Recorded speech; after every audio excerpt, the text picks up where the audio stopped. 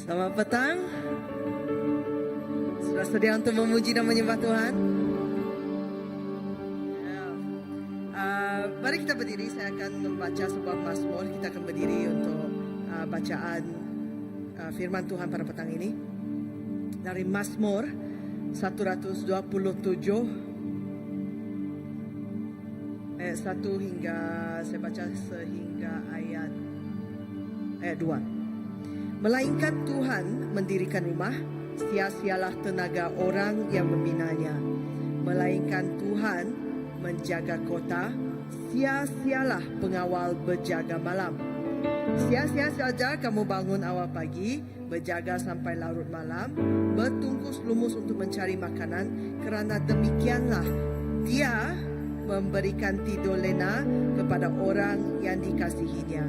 Saya rasa pada petang ini,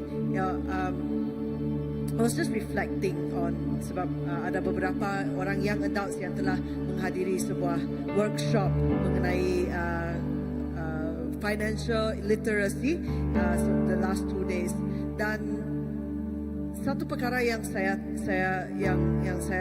yang terkekal pada saya adalah actually all of this, semua yang kita ada bukan kita yang buat, tetapi Tuhan yang memberi. Kita sebenarnya sedang menuai di sebuah tanah yang Tuhan sendiri yang mentanam. Kita menuai, bukan kita yang tanam, tetapi Tuhan yang tanam. And so even in today, di hari ini semasa kita berkumpul, kita boleh berkumpul di dalam rehat. Sebab Tuhan yang menyediakan segalanya, Tuhan yang memberikan semua yang kita perlu, especially rehat dan tidur. Ya, so mari kita saya akan memimpin membuka kita dalam doa. Tuhan, terima kasih. Terima kasih kerana Engkau yang menyediakan semuanya. And you know, we are gleaning from lands that we did not till. Sebab God, you are the one who prepared for everything. Tuhan, kami boleh rehat di dalam sabat Engkau, di dalam rehat sabat Engkau, kerana Engkaulah Tuhan sabat. Dan kami memberikan terima kasih kerana Engkau yang menjaga dan menyokong dan melindung kami sepanjang minggu ini.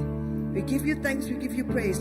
Biarlah kami dipenuhi dengan sukacita yang datang daripada Engkau pada petang ini, Tuhan. Thank you, Jesus. Semua puji, semua kemuliaan kepada Engkau dan Engkau saja. Di dalam nama-Mu kami berdoa. Semua katakan.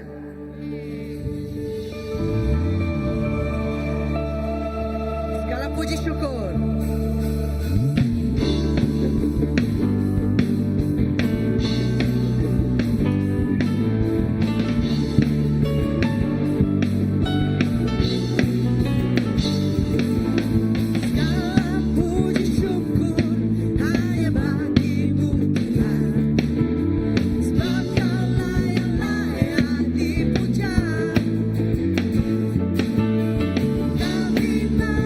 Sorak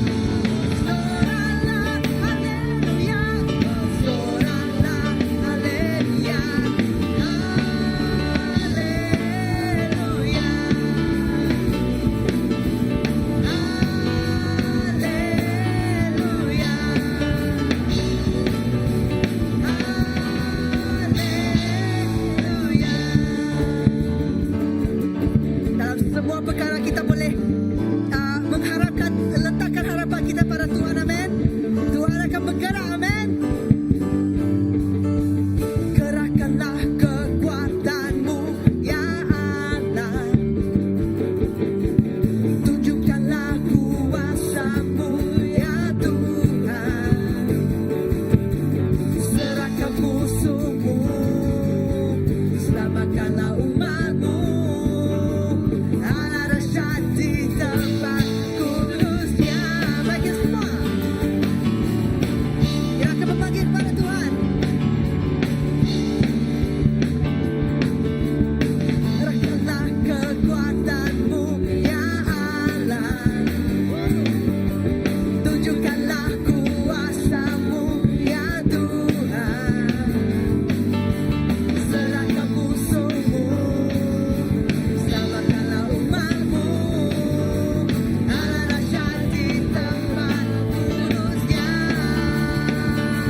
Allah bangkit, bersoralah.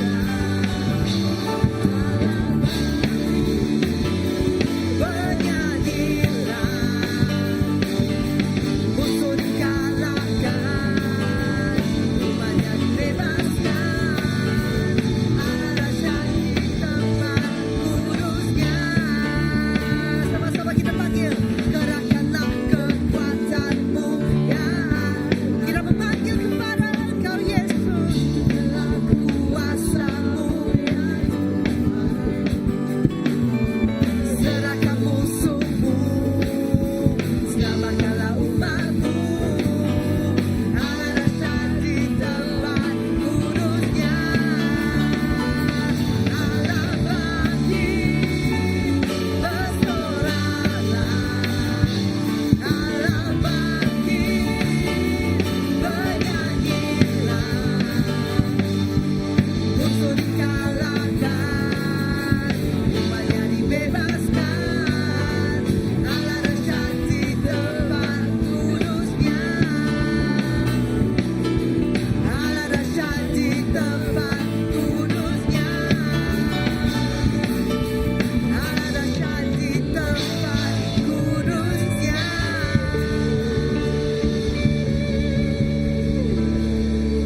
Allah bangkit, bersoralah.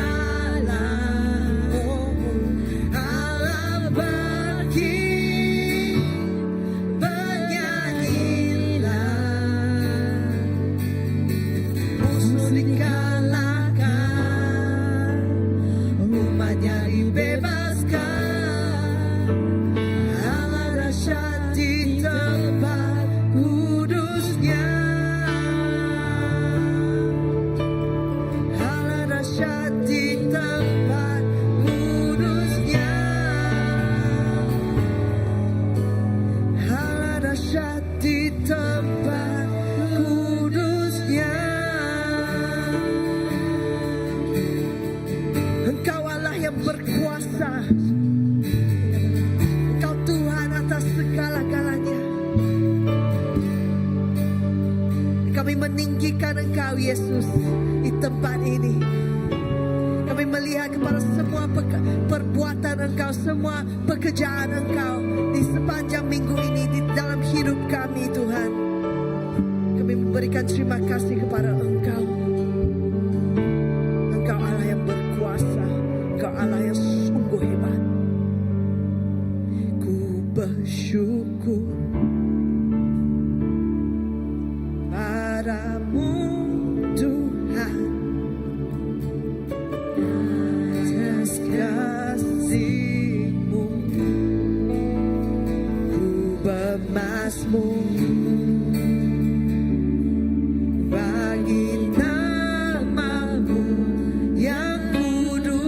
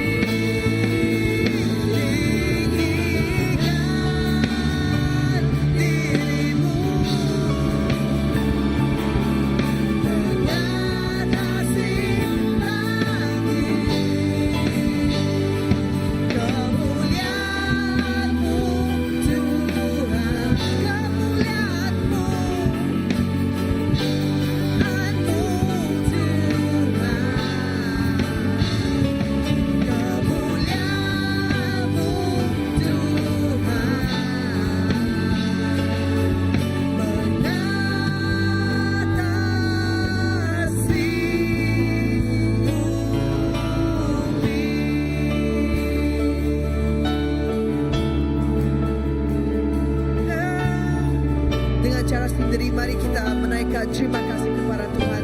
Mari kita menggunakan kata-kata sendiri untuk memberi terima kasih kepada Tuhan kerana Tuhan baik. Terima kasih Tuhan. Terima kasih Tuhan.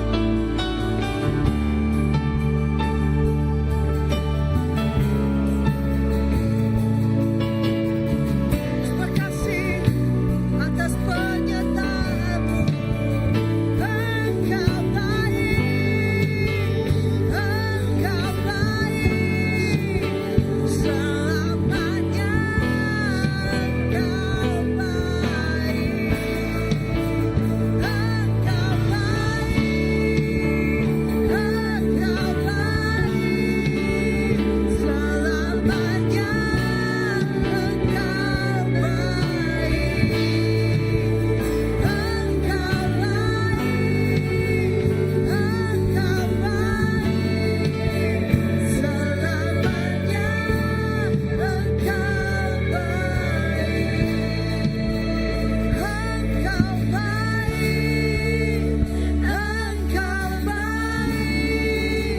Selamanya Engkau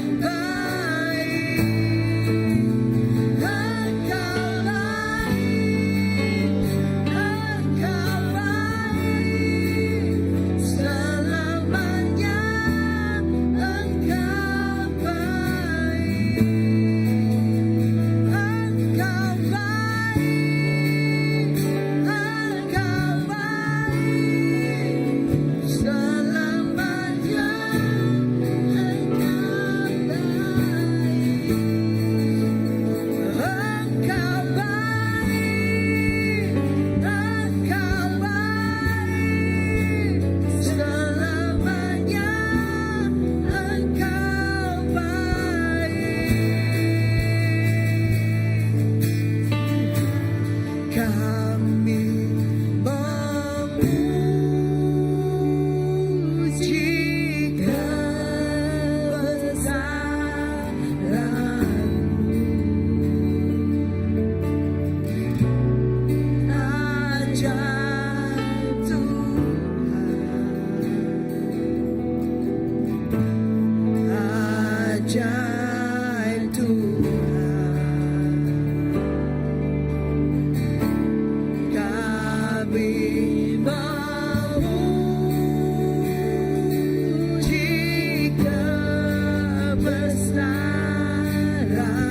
kebesaran-Mu.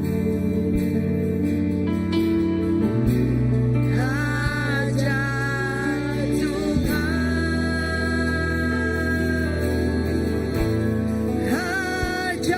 Ajaib Tuhan. Kami memuji kebesaran-Mu.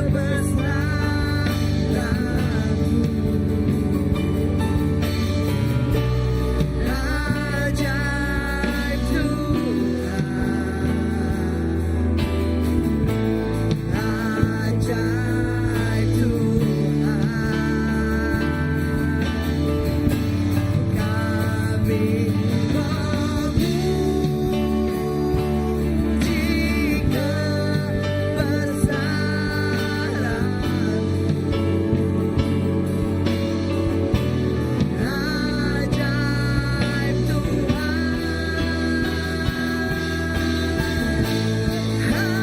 Ajaib Tuhan.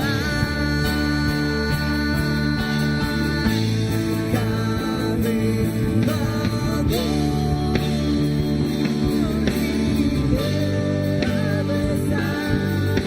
kebesaran-Mu.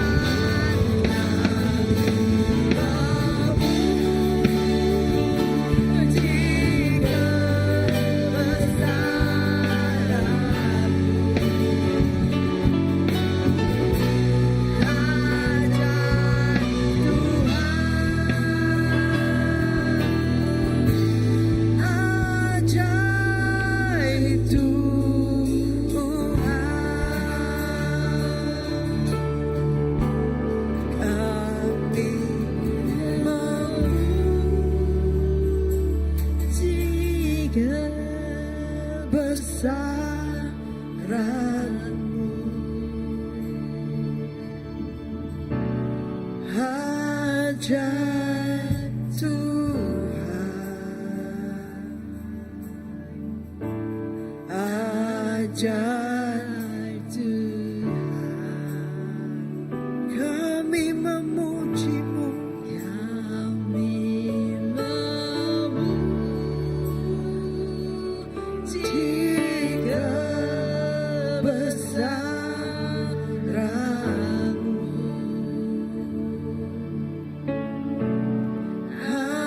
ajaib Tuhan, ajaib Tuhan.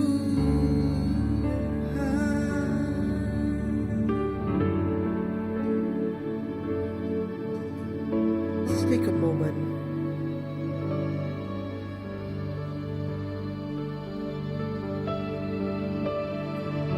Melihat kepada keindahan Yesus. Kita melihat kepada kemuliaan Yesus.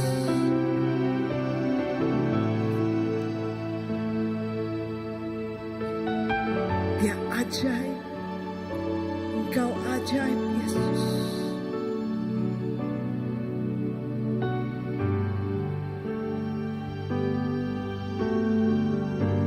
Beauty of what you've done and the beauty of who you are. You are amazing. Engkau ajaib.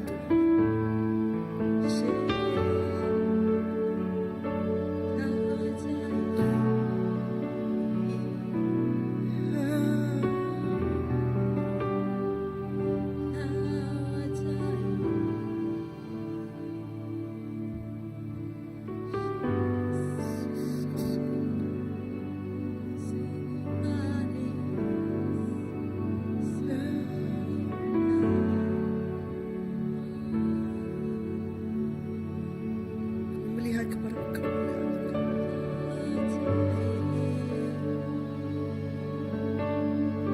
Kemanakah kami dapat pergi daripada keindahan Engkau Tuhan?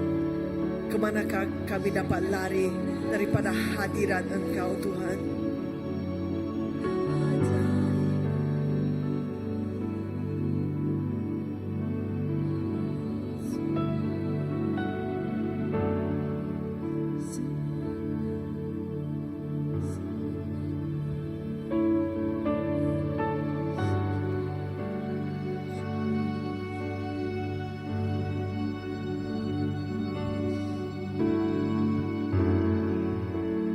Kemanakah ku dapat pergi? Kemana?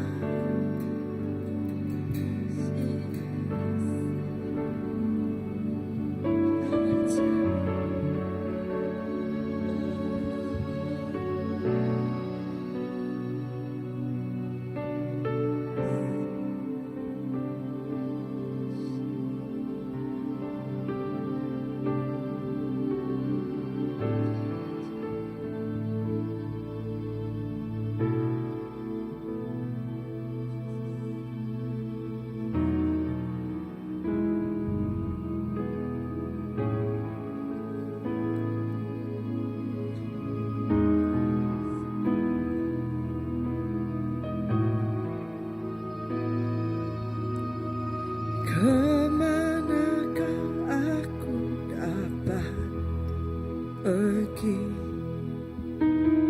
menjauhi rohmu yang suci, kau sahabat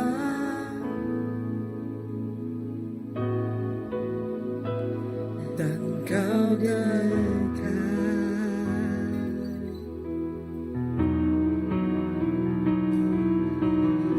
Bahkan seluruh pengabdianku tak bisa membalas kesetiaanmu, sungguh mulia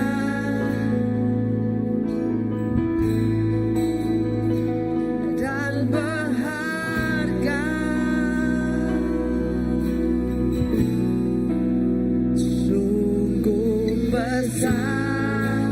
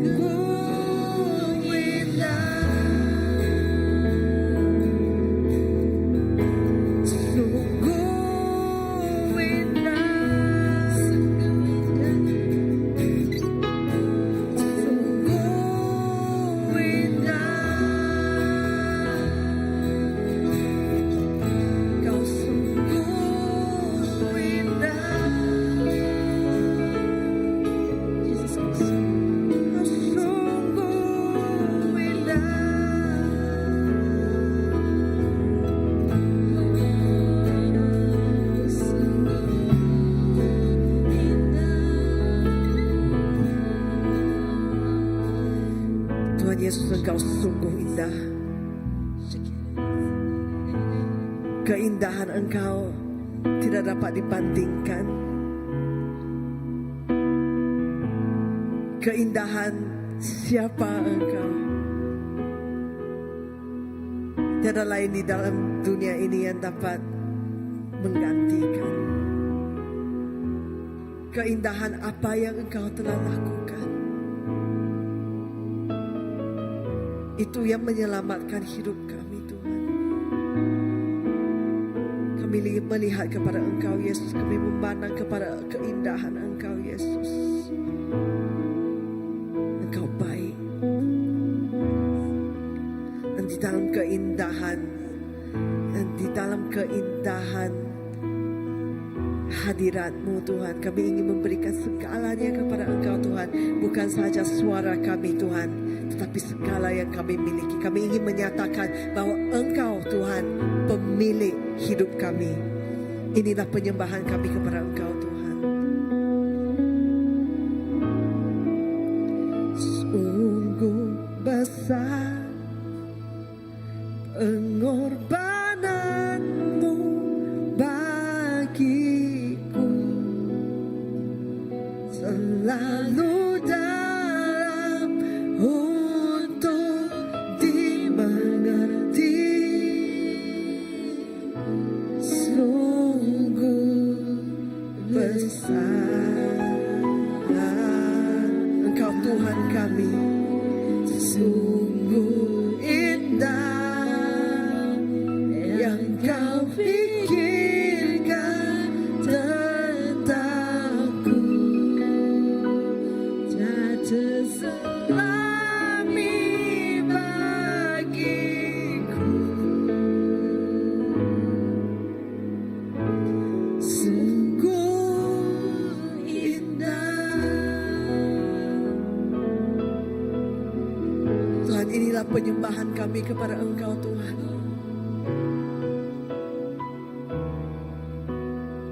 Sungguh indah apa yang Engkau telah lakukan.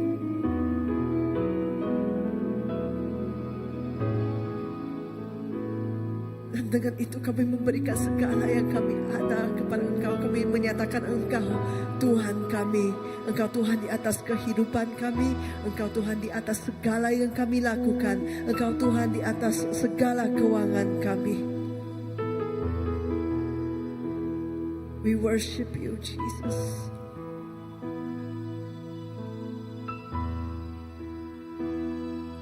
Seterusnya bila kami mendengar keindahan firman Engkau, Tuhan, biarlah Engkau terus tetap membuka mata kami kepada siapa Engkau. Biarlah kami tetap memandang kepada keindahan Engkau, menerusi firman Engkau, Tuhan. Hati kami terbuka untuk-Mu. Hati kami terbuka untuk Engkau, Roh Kudus. Datanglah dan jamalah setiap hati kami. Di dalam nama-Mu, Yesus yang terindah, kami berdoa. Semua katakan, amin. Ya, mari kita duduk. Dipersilakan duduk. Dan saya ingin menjemput Pastor Andy untuk datang dan melayani kita dengan firman untuk petang ini.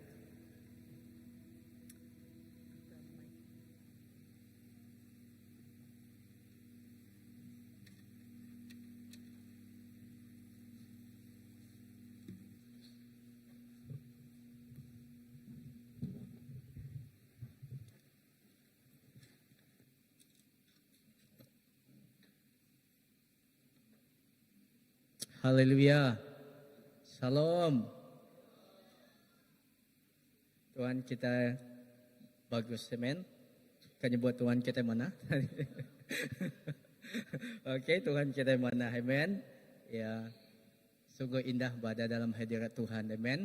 Bila kita memuji dan menyembah Tuhan di dalam hadirat Dia, kita merasakan sungguh indah berada di hadirat Tuhan, amen. Dan pada petang ini, oke, salam dan selamat petang sekali lagi pada setiap kita, baik kita di hall ini ataupun di mana juga kita berada. Selamat datang dan bersama dengan kita untuk kebaktian petang kita pada hari ini. Oke, dan pada hari ini saya akan membawakan satu kisah yang diambil yang tertera di skrin di sana, iaitu dari kisah dari kehidupan seorang wanita yang sungguh luar biasa, iaitu yang bernama Ruth, iaitu diberikan saya di sana setia walau dalam kesusahan. Okey, Ruth boleh dijadikan kita contoh bagaimana kehidupan beliau ataupun Ruth ini mengajarkan kita tentang kecekalan hati dan tetap setia walaupun apapun yang kita hadapi. Amen. Dan sebelum itu saya membawakan kita berdoa untuk petang ini sebelum kita mendengarkan firman Tuhan.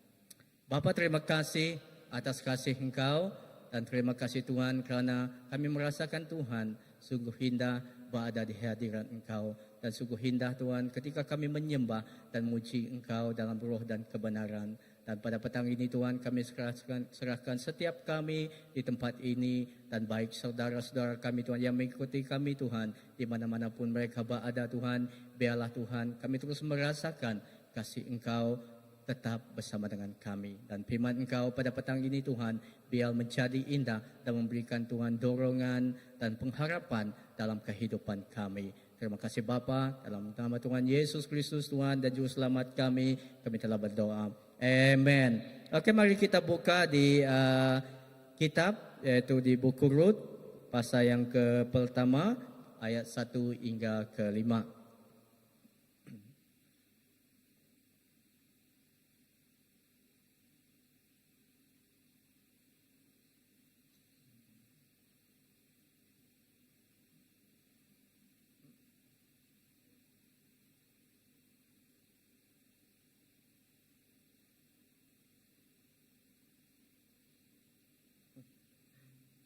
Okey, sorry, tidak. Okey, baru berfungsi.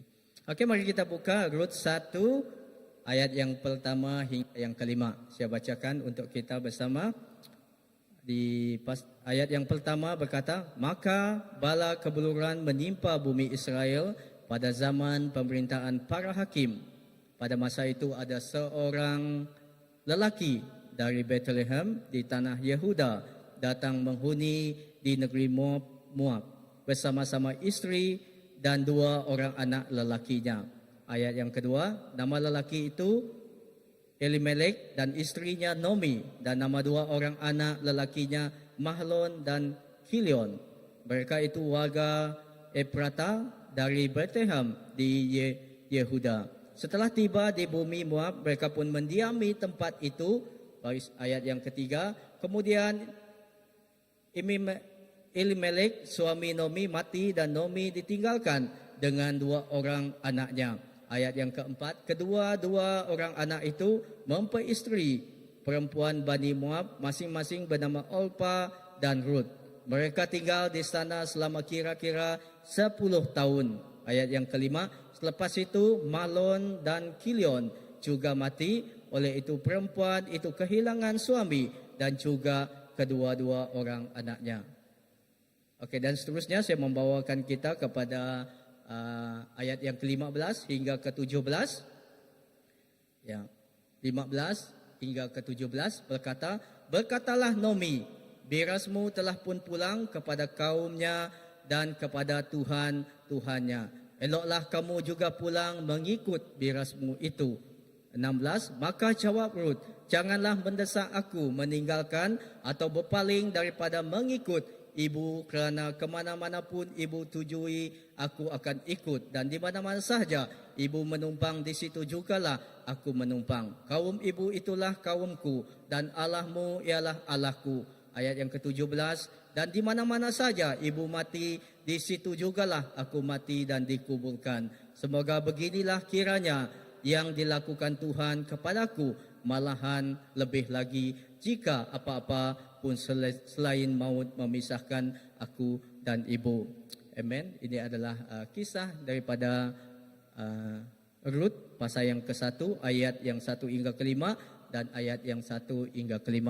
Okey, sebagai peneluan di sini kita melihat itu kehidupan saudara, sering kita bayangkan kehidupan tidak selalu mudah, ya. Semua kita merasakan kehidupan yang kita alami pada saat ini ataupun hari-hari yang kita lalui kebiasaan tidak mudah. Amen. Semua itu ada cabaran, tetapi ada masa kita kehilangan merasa kehilangan, ada masa kita kecewa atau berada di jalan yang tidak pasti. Tetapi dalam saat seperti itu, mungkin ramai segelintir orang memilih untuk menyerah daripada memilih untuk terus bertahan di dalam percobaan yang mereka alami. Namun ada seorang wanita dalam Alkitab yang baru saja kita bacakan tadi, yang baru kita lihat cerita dia, iaitu yang wanita dalam Alkitab yang tetap tabah dan cekal hati, iaitu dia ialah Ruth, iaitu seorang perempuan Moab yang berani mempercayai Tuhan Israel walau masa depannya gelap. Seperti cerita yang kita bacakan di pasal baris yang 1 hingga 15 hingga ke 17, kita melihat bagaimanapun kehidupan yang dia lalui di pada saat itu, kehilangan dan kekecewaan dan sering sekali banyak penderitaan yang dia alami, kehilangan yang dia alami, tetapi kehidupan Ruth itu dia tetap mempunyai kecekalan hati, yaitu dalam masa-masa sukar yang dia tempuhi. Kisah Ruth, saudara, mengajar kita bahawa kecekalan hati dalam iman membawa kepada pemulihan dan berkat Tuhan. Amen. Daripada kisah-kisah dan bab-bab yang seterusnya, nanti kita akan lihat, saya tidak akan membawa kita membaca seluruh kisah-kisah, tetapi saya akan membawa kita melihat bagaimana kehidupan daripada kehilangan menjadi sesuatu, kehidupan yang penuh dengan kehilangan menjadi sesuatu yang Tuhan kerjakan dan menjadikan pemulihan dan berkat Tuhan atas kehidupan Ruth. Amen. Dan saudara, pada petang ini ya, dan seterusnya,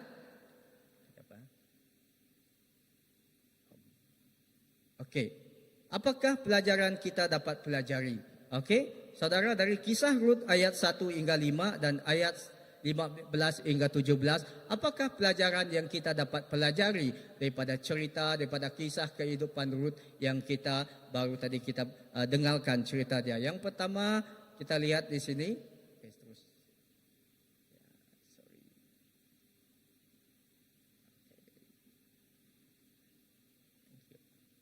Okey, yang pertama kalau kita lihat di sana, okey.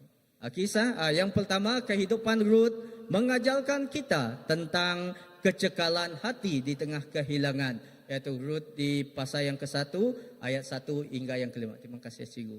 Okey, pertama kisah yang kita baca daripada kehidupan Ruth, kita dapat mempelajari bahawa kecekalan hati di tengah kehilangan. Okey, itu yang kita dapat pelajari daripada kehidupan Ruth. Saudara, ketika kebeluran, kita melihat di sana, ketika kebeluran menimpa bumi Israel pada zaman pemerintahan para hakim pada masa itu, karena di Israel diperintah oleh para hakim, iaitu di zaman para hakim, Ruth kehilangan suami, mertua dan tinggal di negeri asing. Namun dia tidak membiarkan kesedihan menghancurkan imannya dan seterusnya. Tetapi kita melihat kehidupan Ruth, dia memilih kecekalan hati di tengah kehilangan, di tengah persoalan yang dia lalui, yang dia tempuhi. Dia memilih tentang kecekalan hati, iaitu ketabahan di dalam kehilangan yang dia rasakan. Okey, kecekalan bukan bermaksud tidak berduka cita, tetapi tetap berdiri walau hati terluka. Kita melihat di sana bukan ketika suami dia meninggal dan dia banyak cabaran yang dia lalui, dan dia terpaksa memilih, membuat pilihan sama ada dia memilih untuk terus mengikuti mertua dia, ibu mertua dia, ibu kepada suami dia pada masa itu.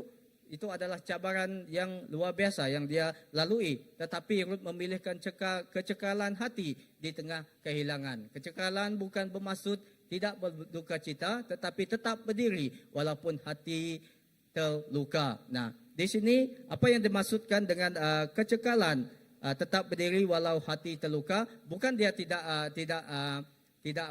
merasakan sedih, tidak merasakan kehilangan suami dia, tetapi dia memilih untuk tetap berdiri walau hati terluka. Saudara, dalam kehilangan, Ruth tetap memilih setia kepada Naomi dan kepada Tuhan Israel. Kerana pada masa itu nanti kita akan lihat bagaimanakah pilihan yang Ruth pilih ketika itu. Okey, dan seterusnya. Okey, bagus.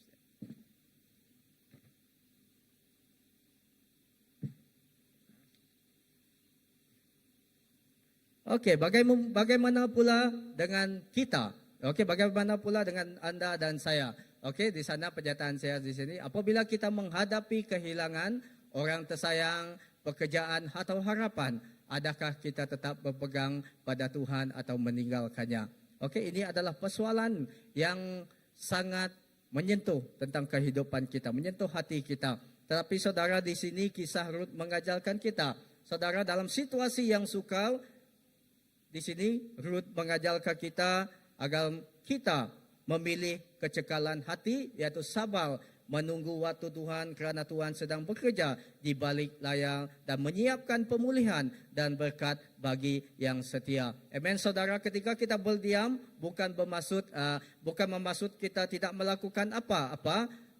Di sini firman Tuhan berkata di sini, kita berdiam bukan bermaksud kita tidak melakukan apa-apa, tetapi kita berdiam dan bersandar kepada Tuhan sepenuhnya. Ya, saya mempunyai kisah silam yang dalam sepanjang 3 tahun, yaitu yang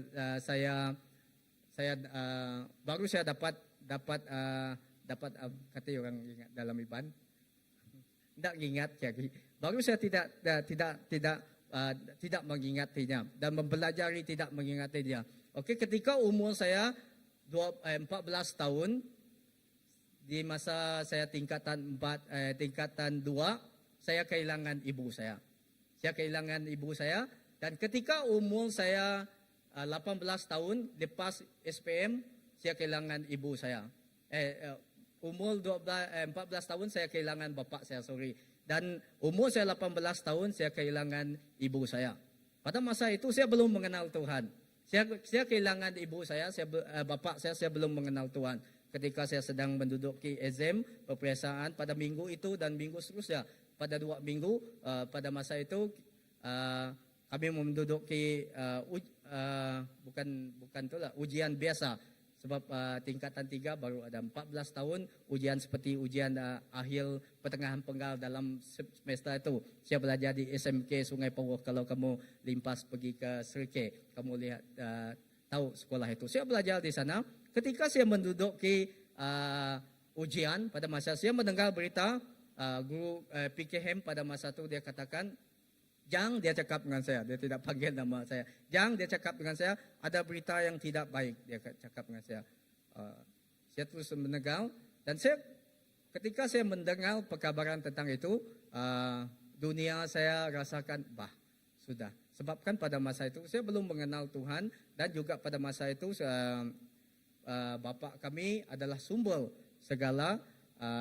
Kalau bapa kita kan dia bekerja untuk mencari uang, untuk memelihara keluarga, dia bekerja untuk memberi kita duit, kewangan untuk membayar segala yuran sekolah. Saya merasakan dunia saya gelap pada masa itu. Okey, tetapi saya mempunyai satu tekad di dalam hati saya.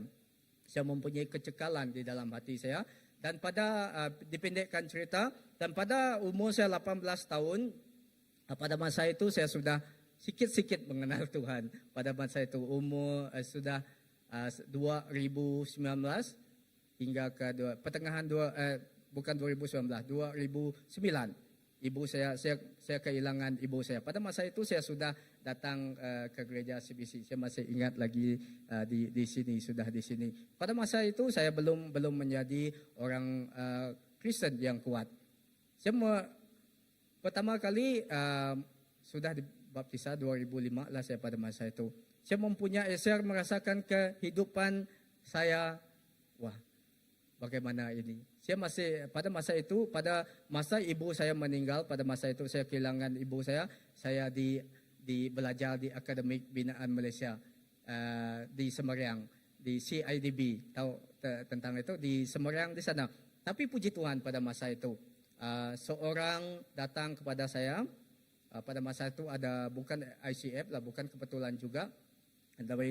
Dari cerita-cerita yang saya pernah ceritakan daripada saya berkhotbah. Okey, datang seorang kepada saya masa itu sebab seorang pastor ini dia sudah full time lah, dia sudah full time di gereja ini. Tetapi pada hari biasa, hari Isnin hingga hari Sabtu dia bekerja sebagai pembina rumah.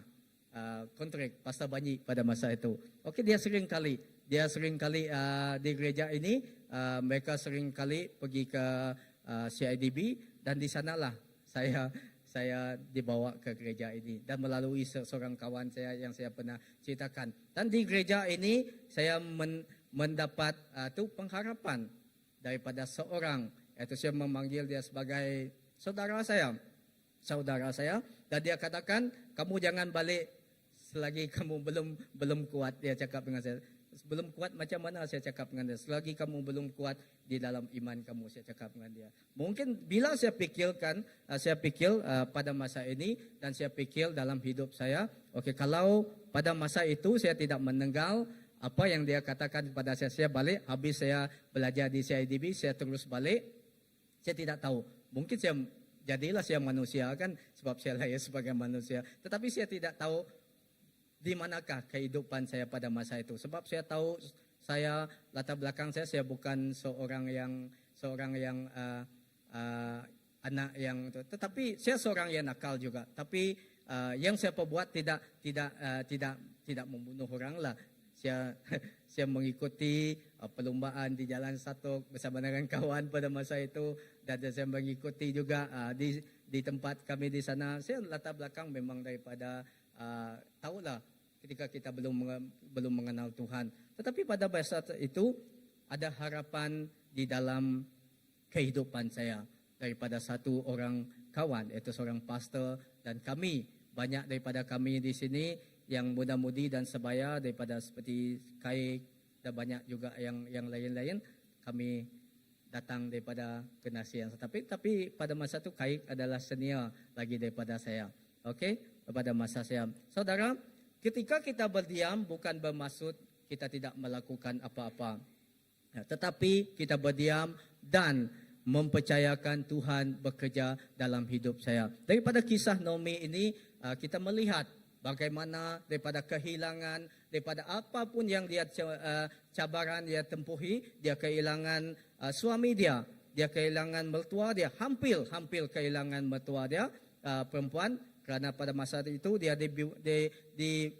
dibenarkan untuk membuat pilihan sama ada dia terus mengikut ibu mertua dia ataupun dia terus pergi balik ke tempat asal dia. Dia mempunyai cabaran daripada segi pilihan dia. Tetapi Naomi bertekad untuk mempunyai kecekalan hati. Iaitu kecekalan hati dan sabar menunggu waktu yang Tuhan sediakan bagi dia. Okey, dan kedua, daripada kisah Naomi, apa yang kita pelajari dari kehidupan ataupun cerita Naomi. Kedua, itu kisah Naomi pula. Kisah Ruth mengajarkan kita tentang kecekalan hati untuk mengikut jalan Tuhan. Itu Ruth pasal yang ke-1 ayat 15 hingga 17. Okey, kedua kita mempelajari iaitu tentang kecekalan hati untuk mengikut jalan Tuhan. Kita melihat ketika Naomi menyuruh Ruth pulang, menyuruhnya pulang, Ruth berkata, bangsamu akan menjadi bangsaku dan Allahmu akan menjadi Allahku. Ini adalah keputusan iman, sebuah keputusan iman yang dibuat oleh Ruth. Dia meninggalkan segala yang dia kenal, bangsanya, dewa-dewanya dan tanah kelahirannya untuk berjalan bersama dengan Naomi dan Tuhan yang sejati. Sebab latar belakang Ruth pada masa itu, kalau kita baca di kisah-kisah yang seterusnya, kita tahu dari manakah asal Ruth pada masa itu. Ya, dia bukan juga seorang yang biasa, tetapi Ruth juga dia mempunyai kehidupan yang sangat luar biasa juga pada masa itu. Dan pelajaran saudara, ketika hati yang cekal membolehkan kita berani untuk mengambil keputusan iman. Artinya kita mempelajari hati yang kecekalan hati memperlihatkan Ruth dapat mengambil keberanian, keputusan iman, iaitu meski tidak tahu apa yang menanti di depan dia. Okay? Dia berkata, tidak apa, saya akan mengikuti kamu. Di manakah kamu menumpang, saya akan menumpang. Di manakah kamu mati, saya akan juga dikuburkan di sana. Begitu juga tentang keimanan, tentang kepercayaan Ruth kepada Naomi pada masa itu. Dia kecekalan hati Naomi, Ruth pada masa itu untuk mengambil keputusan iman meski tidak tahu apa yang dia tempuhi, mengikuti jalan Tuhan. Kerana kepercayaan kepada Tuhan lebih kuat dari rasa takut terhadap masa depan. Kerana dia kepercayaan dia kepada Tuhan pada masa itu, kepada Allah Israel yang dia percayakan pada masa itu, pada masa dia mengikuti Naomi, bagaimana Naomi mengajarkan dia untuk tetap mempercayai Tuhan ataupun Allah Israel pada masa itu, untuk terus bersandar kepada Tuhan. Itu kepercayaan itu yang membuatkan dia, hati dia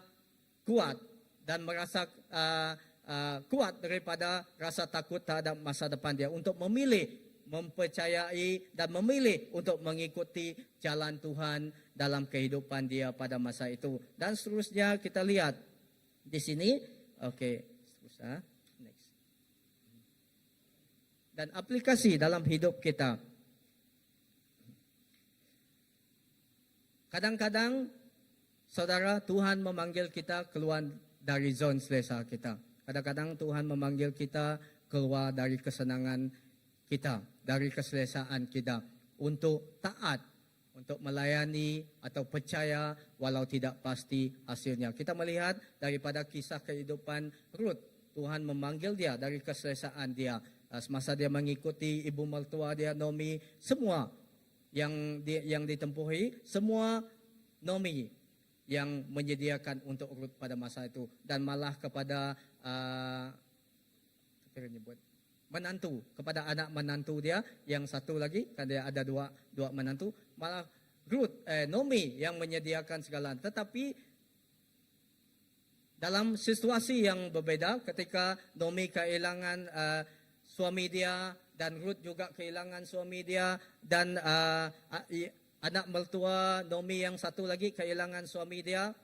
Daripada itu, kejadian itu membuat mereka belajar untuk berdikari dan belajar untuk terus mempunyai kecekalan hati mereka untuk taat, melayani ataupun percaya walaupun tidak pasti hasilnya. Itu adalah kerana dia mahu kita tetap mempunyai tekad, kecekalan hati untuk mengikuti jalan Tuhan. Amen. Kadang-kadang Tuhan membuat sesuatu yang tidak menyenangkan dalam hidup kita, seperti dia menyuruh kita memilih jalan yang tidak membuat kita tidak selesa.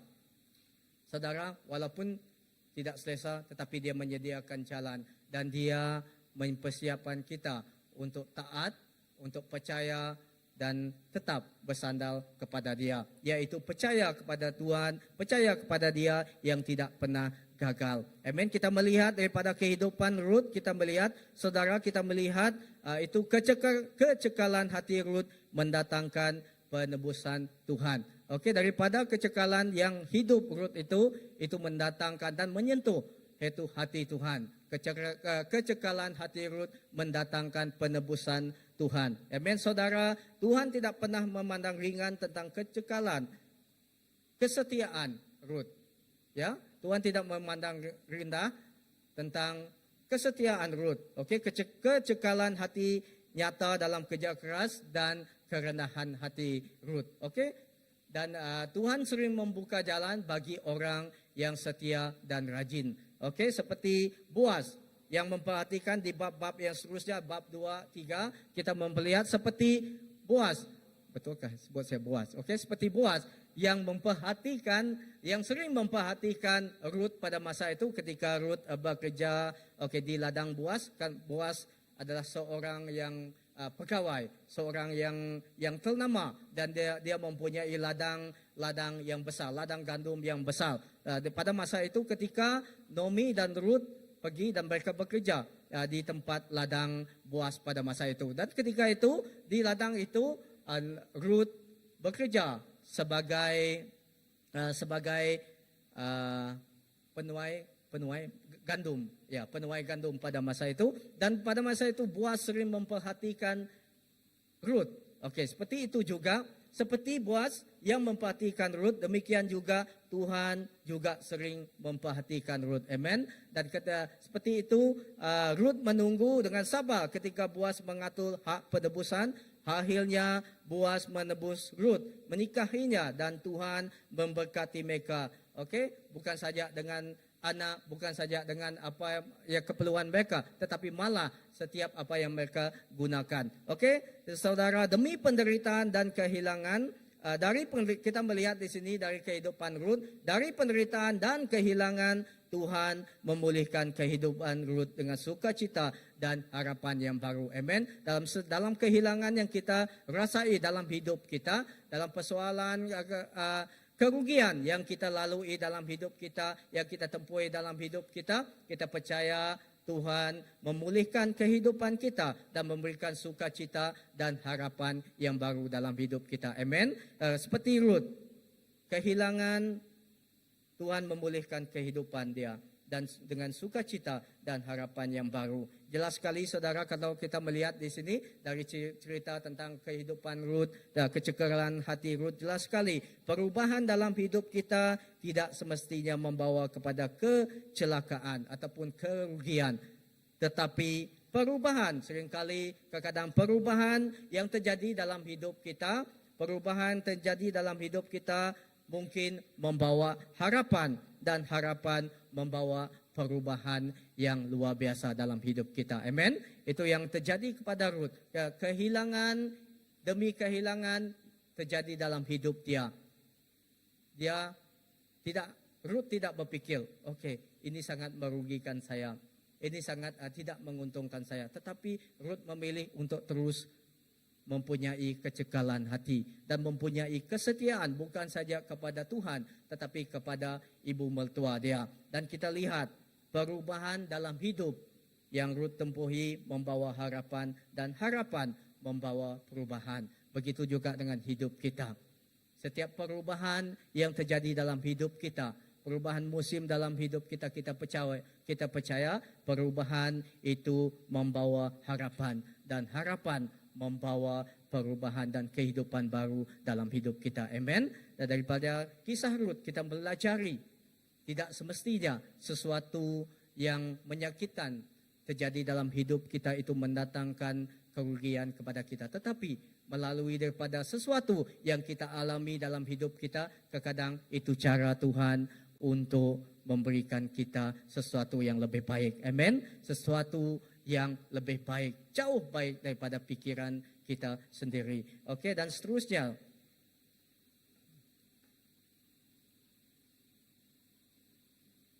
Okey, dan seterusnya. Saudara, apapun persoalan yang kita hadapi saat ini, pilih pengharapan lebih daripada masalah. Amen. Di Roma 15 ayat 13 berkata, semoga Allah sumber pengharapan memenuhi kamu dengan segala sukacita dan damai sejahtera dalam iman kamu, supaya oleh kuasa Roh Kudus kamu berlimpah-limpah dalam pengharapan. Amen.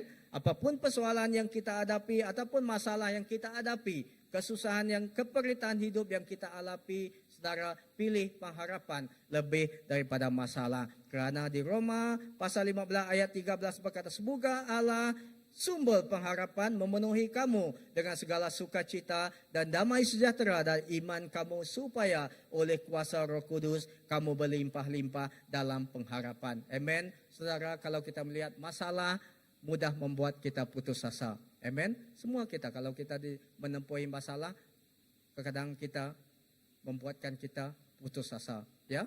Dan tetapi sebagai orang percaya, kita dipanggil memilih pengharapan, bukan hanya melihat masalah. Amen. Dan pengharapan dalam Alkitab bukan janji kosong, tetapi adalah kepastian janji-janji Tuhan.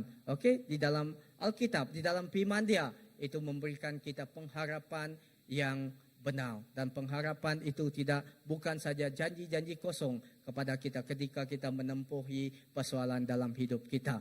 Dan saudara, biarlah persoalan hidup kita yang kita tempuhi itu adalah peluang kita melihat kuasa Tuhan bekerja dalam hidup kita. Amen. Daripada kesusahan yang kita hadapi dalam hidup kita, keperitan yang kita alami dalam hidup kita, biarlah itu menjadikan peluang untuk kita melihat kuasa Tuhan bekerja dan memulihkan setiap situasi dalam hidup kita. Amen. Saudara, ketika kita menghadapi persoalan dalam hidup kita, sukacita Tuhan melimpah dalam kita. dalam hidup kita. Amen. Dan damai sejahtera Tuhan memberikan kedamaian di dalam hati kita. Amen. Seperti yang Roma 15 ayat ke-13.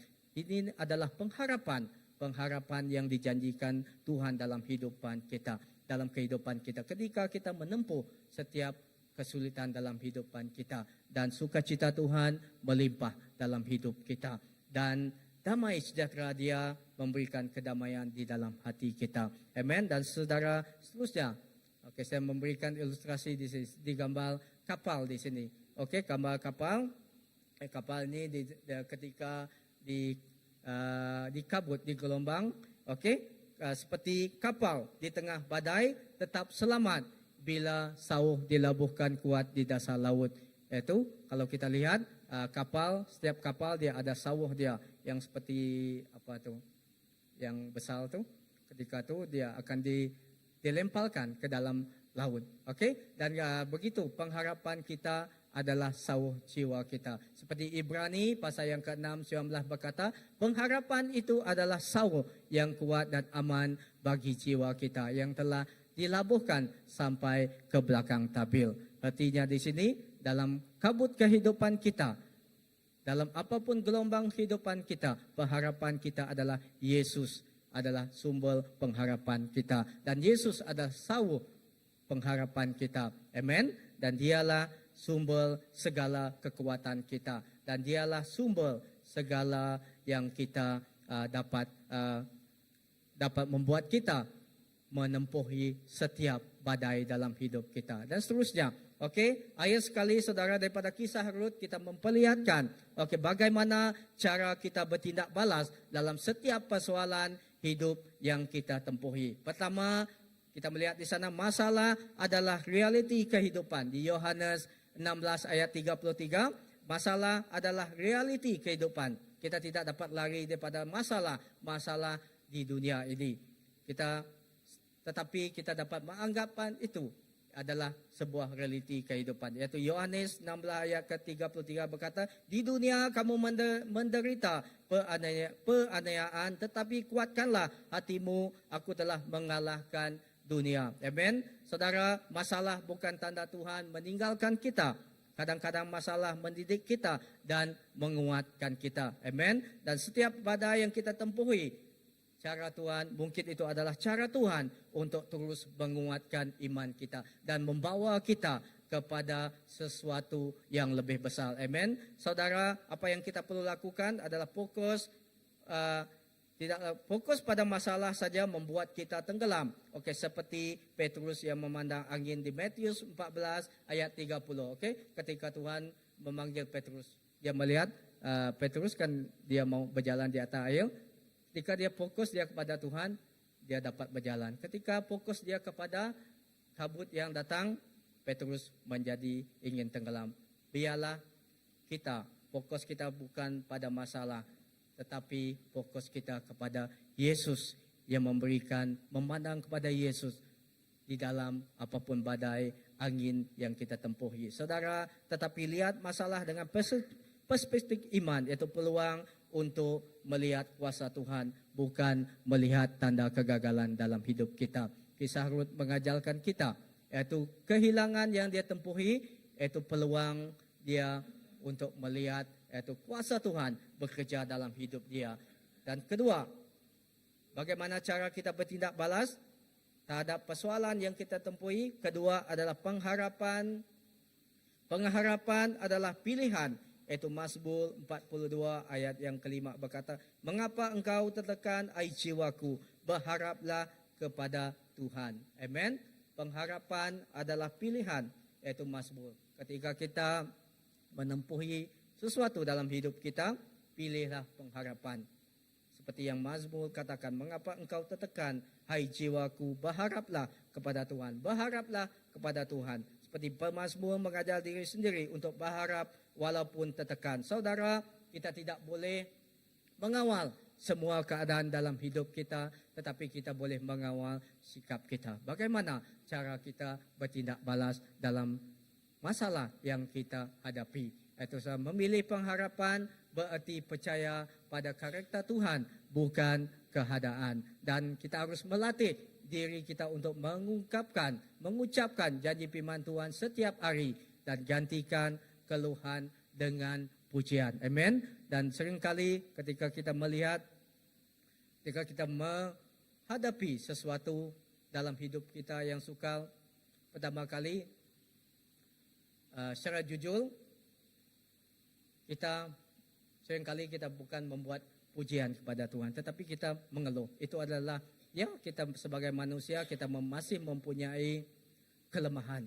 Tetapi biarlah kita belajar untuk mengucapkan janji firman Tuhan setiap hari ketika kita menempuhi hari-hari sukar dalam hidup kita. Tidak pasti dalam pekerjaan kita, dalam persekolahan kita, dalam rumah tangga kita, dalam keluarga kita, dan di mana-mana pun kita berada.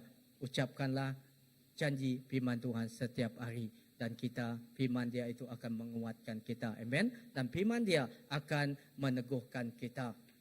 Dan seterusnya, ketiga, bagaimana kita melihat persoalan yang terjadi dalam hidup kita.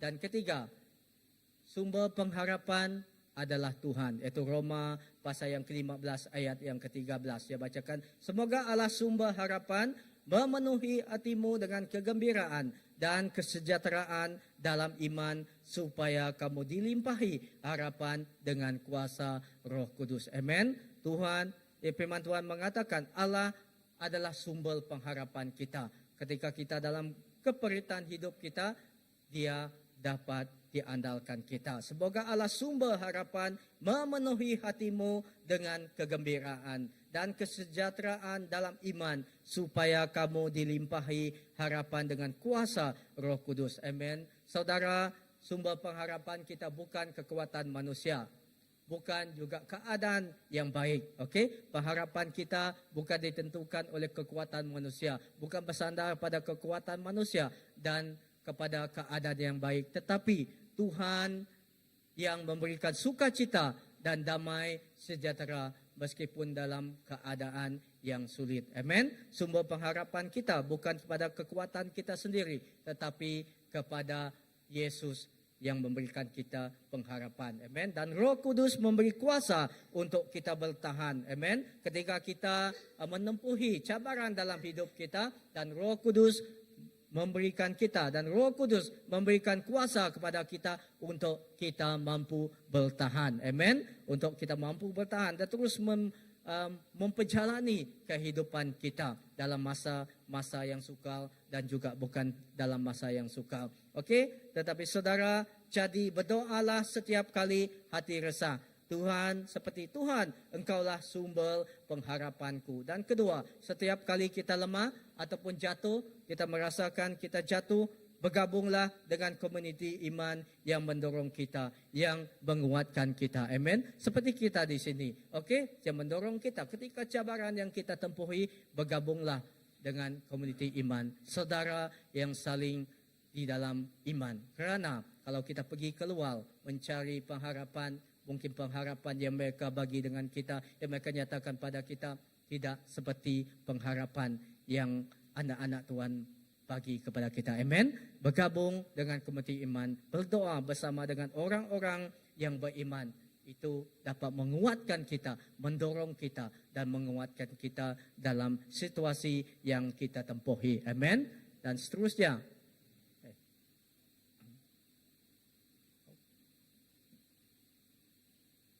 yang keempat, cara kita untuk meresponi persoalan yang kita tempuh. Yang keempat, pengharapan menghasilkan ketekunan dan sukacita. Iaitu Roma 5 ayat 3 hingga 5. Saya bacakan.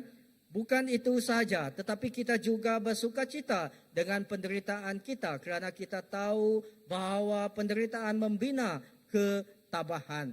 Ayat yang keempat, ketabahan membina budi pekerti, dan budi pekerti membina harapan. Yang kelima, dan harapan tidak mengecewakan kita, kerana Allah telah mencurahkan kasih-Nya ke dalam hati kita melalui Roh Kudus yang telah dikurniakannya kepada kita. Amen. Dalam situasi kita, pengharapan menghasilkan ketekunan dan sukacita. Amen. Dan pengharapan saudara, pengharapan menghasilkan ketekunan dan ketekunan menghasilkan tahan uji. Dan Roh Kudus mencurahkan kasih Tuhan di dalam hati kita ketika kita berhadapan dengan keadaan yang membuatkan kita berasa sukar. Dan saudara, kehidupan orang yang penuh pengharapan akan menjadi kesaksian hidup di tengah dunia yang putus asa. Amen. Biarlah kita, walaupun kita dalam situasi yang sulit yang kita tempuhi, tetapi biarlah kita menjadikan saksi dan memberikan pengharapan kepada orang-orang yang di sekeliling kita. Amen. Melalui apa yang kita tempuhi dan melalui kesaksian Tuhan dalam hidup kita, ketika kita mampu berjalan bersama dengan Tuhan, dan kesaksian itu yang akan juga memberikan harapan kepada orang yang putus asa. Setiap orang yang putus asa di dunia ini. Jadi jangan simpan masalah sendiri, tetapi izinkan Tuhan memakai kita, menguatkan orang lain dengan pengharapan yang sama. Amen. Pengharapan bukan menyekat kita untuk menjadi memberikan pengharapan kepada orang lain. Kesusahan yang kita alami tidak menjadi penyekat kepada kita untuk menjadi berkat kepada orang lain dan memberikan dorongan, memberikan kekuatan kepada orang lain yang di sekitar kita. Amen. Dan seterusnya, kesimpulan saya, masalah akan datang. Saudara, masalah yang kita lalui dan setiap masalah di dunia ini akan datang dan pergi, tetapi pengharapan dalam Kristus kekal. Amen. Setiap masalah akan berlalu dan pergi, begitu saja, datang dan pergi. Tetapi pengharapan dalam Kristus tetap kekal dan adalah selamanya. Saudara, pilih untuk memandang Yesus, bukan badai. Okey, izinkan Roh Kudus memenuhi anda dengan pengharapan setiap hari. Di Roma pasal yang ke-8 ayat 24 hingga 25 berkata, sebab kita diselamatkan dalam pengharapan. Amen. Ilustrasi saya di sini seperti benih yang tertanam di tanah yang gelap. Ia tampak mati, tetapi sebenarnya sedang bersiap untuk bertumbuh. Begitu juga pengharapan kita di tengah masalah, Tuhan sedang bekerja. Amen. Ketika kita dalam persoalan kita, dalam permasalahan hidup kita, seperti peumpamaan benih ini, ilustrasi benih ini, walaupun dia ditanam di tanah yang gelap, yang tidak ada cahaya, tetapi sebenarnya dia sedang bertumbuh. Dan begitu juga pengharapan kita di dalam masa-masa kekelaman kita, di dalam masa-masa gelap kita, kita percaya Tuhan sedang bekerja dan dia sedang memulihkan kita. Seperti kehidupan Ruth. Saudara, biar kita kehilangan segalanya. Biarlah kita kehilangan segalanya, tetapi janganlah kita kehilangan pengharapan. Amen.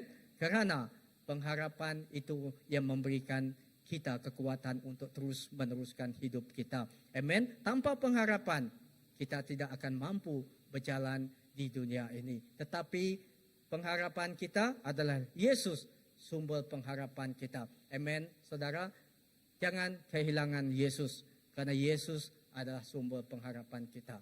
Biar kita hilang harta benda kita, biar kita hilang sesuatu yang kita sayangi dalam hidup kita, tetapi jangan kehilangan Yesus. Amen. Ketika kamu sudah menerima Yesus dalam hidup kamu, menerima dia menjadi Tuhan dan Tuhan dalam hidup kamu, biarlah kamu terus mempunyai dia dalam kehidupan kamu. Jangan sekali-kali kehilangan Yesus. Kalau kita kehilangan Yesus, kita kehilangan harapan untuk hidup. Amen. Kita dapat hidup walaupun kita kehilangan duit, kita dapat kehilangan harta, tapi kita tidak akan mampu berjalan di dunia ini, hidup di dunia ini ketika kita kehilangan Yesus. Sebab dia adalah sumber pengharapan kita. Amen. Saudara, pilih pengharapan lebih daripada masalah, kerana kecekalan hati dalam iman membawa kepada pemulihan dan berkat Tuhan. Amen. Pilih pengharapan lebih daripada masalah, kerana kecekalan hati dalam iman membawa kepada pemulihan dan berkat Tuhan. Kita melihat dalam kehidupan Ruth, daripada kehilangan, dia memilih kecekalan hati. Dia memilih pengharapan. Dia memilih pengharapan dia kepada Tuhan Israel. Tuhan pada masa itu. Dan daripada kecekalan hati yang dia pilih, membawa kepada pemulihan dan berkat Tuhan dalam hidup Ruth. Bahkan begitu juga dalam hidup kita, dalam pengharapan kita. Pilih pengharapan lebih daripada masalah yang kita tempuhi, kerana kecekalan hati dalam iman membawa kepada pemulihan dan berkat Tuhan. Amen. Kita tidak tahu secepat mana Tuhan bekerja dalam hidup kita, tetapi yang pasti kita tahu bahwa Tuhan tetap bekerja dalam hidup kita, dalam persoalan hidup kita. Amen. Kita pasti, biarlah kita terus bersandar kepada Dia. Dialah pengharapan kita. Amen. Dan seterusnya, mari kita bangkit. Kita menyanyikan lagu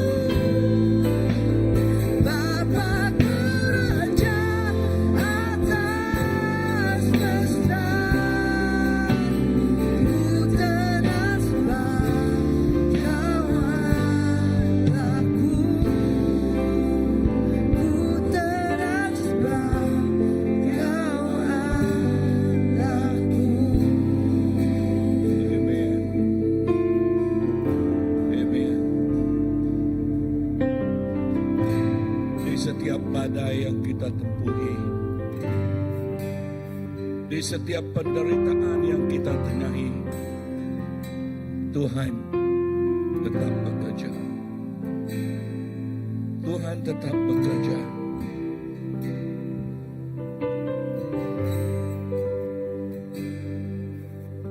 Dan di dalam kesetiaan yang kecil, langkah yang kita ambil, itu membuka pintu. Itu membuka pintu berkat yang besar yang hendak diberikan Tuhan kepada kita, yang sudah disediakan Tuhan kepada kita. Kesetiaan yang kecil boleh membuka pintu berkat.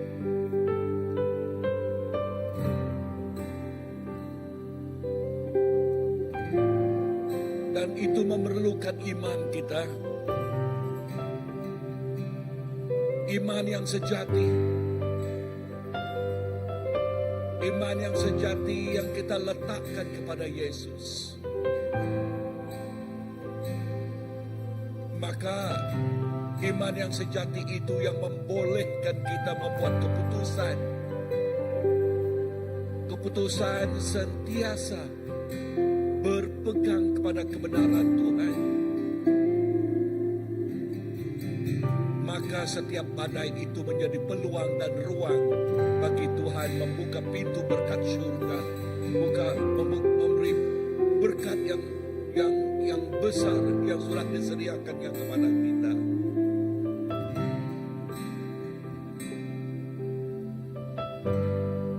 Seperti baru-baru ini kita berbicara mengenai aroma Kristus. Macam manakah aroma itu boleh mengeluarkan aroma di saat dia ditekan, di saat dia dipecahkan, di saat dia merasai diremukkan. Maka kita melihat iman yang sebenarnya, inti yang sebenarnya, isi yang sebenarnya.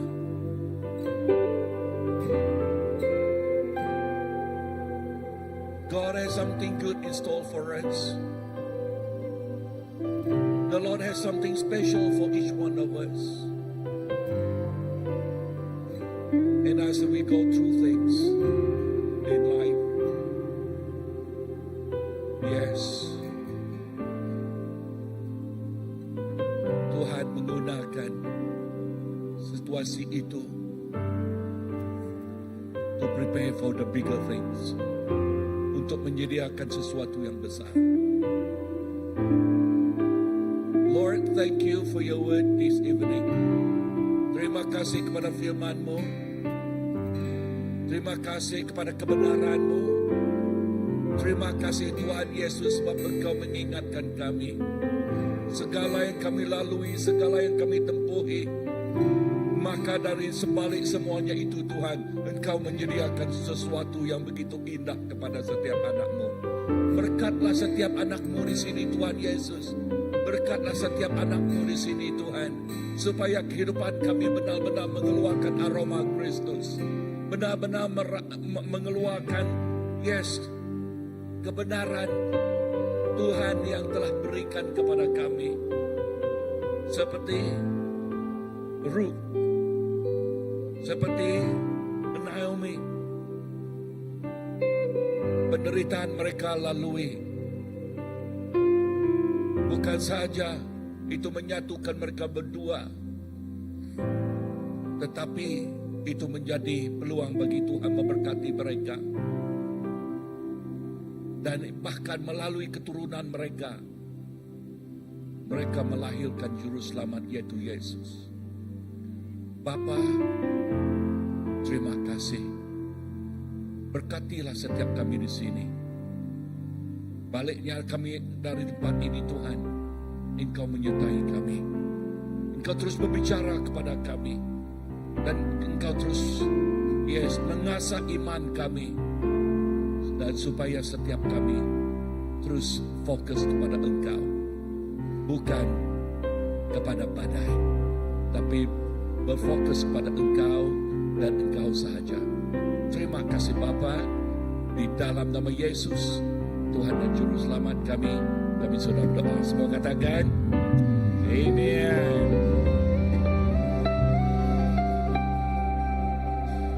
Alright, silakan duduk. Kita akan tutup dengan beberapa pengumuman.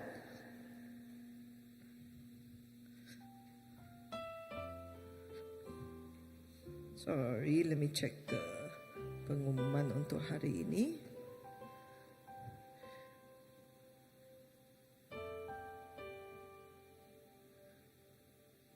Okey, pengumuman pertama, jangan lupa kita ada satu community iman di sini.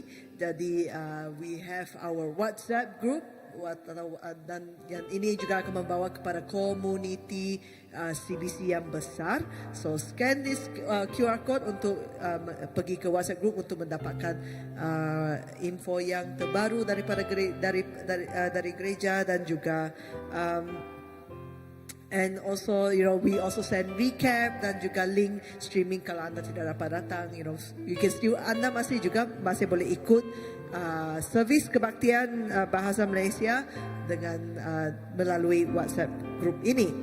Okey, seterusnya untuk campus, budak-budak campus, minggu depan, Sabtu depan ada satu perjumpaan, bukan saja perjumpaan tapi persekutuan. Kalau kita akan makan bersama-sama, kita akan memuji Tuhan bersama-sama, saling kenal mengenal, saling suai kenal.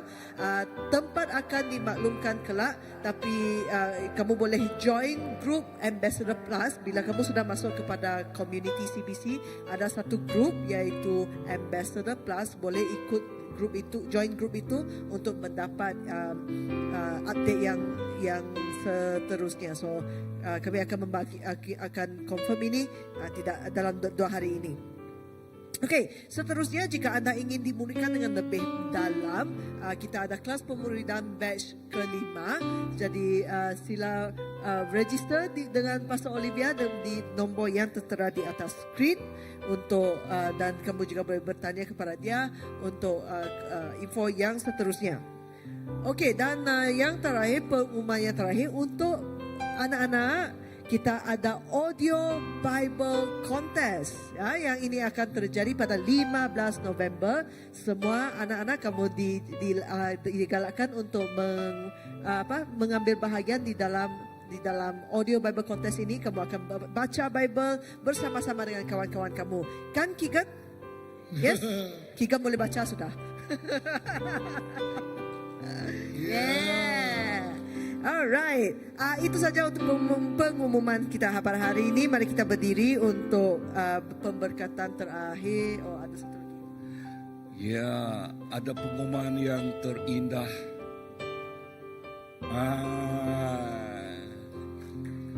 Okay.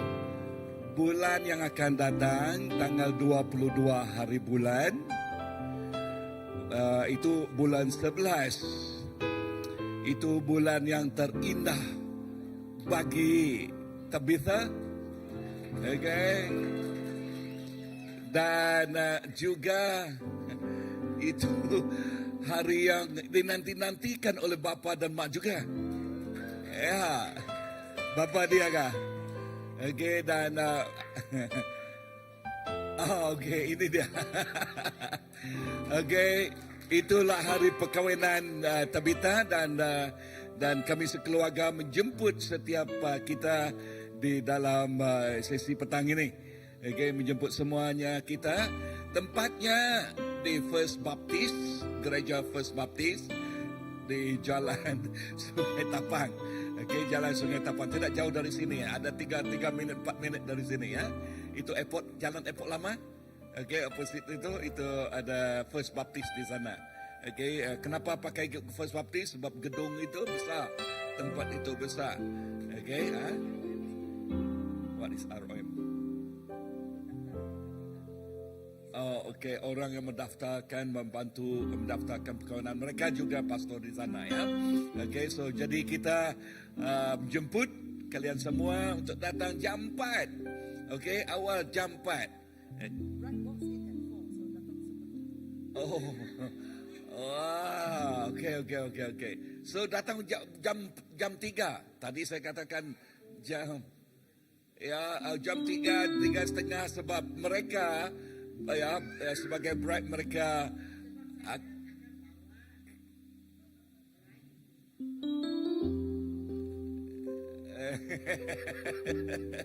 okey, dan bride itu masuk jam 4. Dan Keegan juga ada happy juga. Yeah. Oh, ini pengumuman yang bagus ya. What is that? Okay. Dan mengenai Ambassador Plus tadi. Mengenai Ambassador Plus dan lebih-lebih lagi university student atau mereka yang lain 19 tahun ke atas, dan jikalau the good response dari university, saya boleh terapkan ini di dalam under mission. Mission. Dengan itu mission, dana misi boleh dipakai untuk membantu uni student ya, untuk membantu mereka. Dan kita boleh berbicara dengan dalam lagi di sana ya. So bermaksud kita boleh bantulah. Bantu, dan sejauh mana bantuan itu kita boleh bincang. Kita boleh bincang ya. Yes, Keegan. Amen ya. Amen. Mari kita berdoa.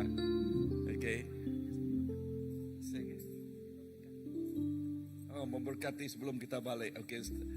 Dan berkat kita baca dalam bilangan 6. Mari kita berdiri ya. Di dalam bilangan 6, Numbers 6 ayat yang ke-22 hingga ke bawah ya. Amen. Mari doa ya. Tuhan berfirman kepada Musa, katakanlah kepada Harun dan kepada anak-anaknya, beginilah kamu memberkati orang Israel, katakan kepada mereka, dan ini berkati kita malam ini atau petang ini. Ayat ke-24. Tuhan memberkati kamu dan melindungi kamu. Tuhan menyinari kamu dengan wajahnya dan memberi kamu kasih karunia. Tuhan menghadapkan wajahnya kepada kamu dan memberikan kamu kedamaian. Lord, we claim this in Jesus' name. Amen. Say amen.